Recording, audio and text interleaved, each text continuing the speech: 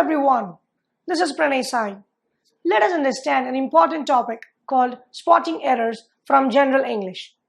Here we go. Spotting errors. In this topic, we need to find out the error in the given sentence.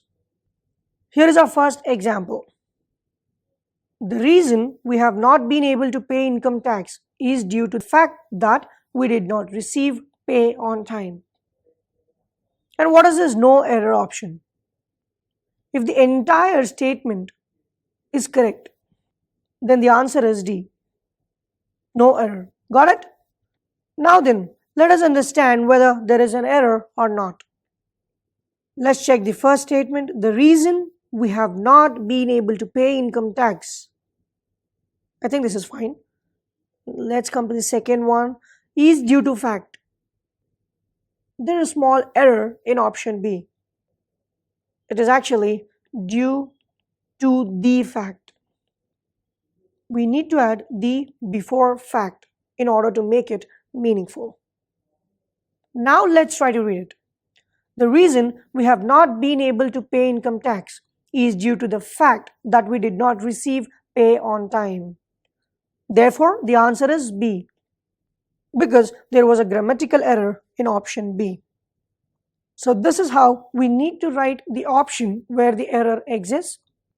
And if there is no error, then option D, that is no error, is the right answer. Let's solve another question. The detective says that there is no chance for finding the person who wrote these letters. If the entire statement is correct, then you have to pick no error. Let's check with the first line of the passage. The detective says that. There is nothing wrong in this. Therefore, it is error-free. What about option B now? There is no chance for finding the person. There is a slight grammatical error in option B.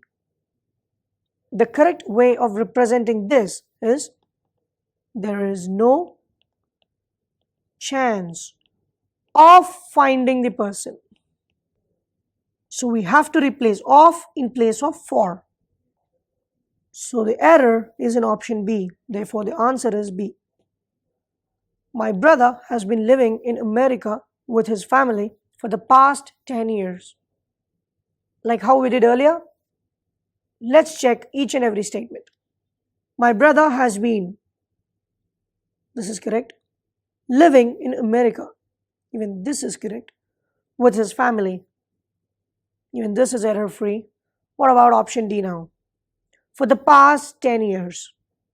This is slightly tricky, but actually the error lies in option D.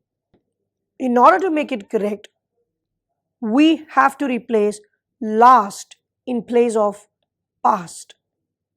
My brother has been living in America with his family for the last 10 years. This sounds meaningful. Therefore, the option is D. Another example for your reference. He was the only influential person to be impressed by his scholarly deliberations. Now then, in this statement, each and every line is error-free.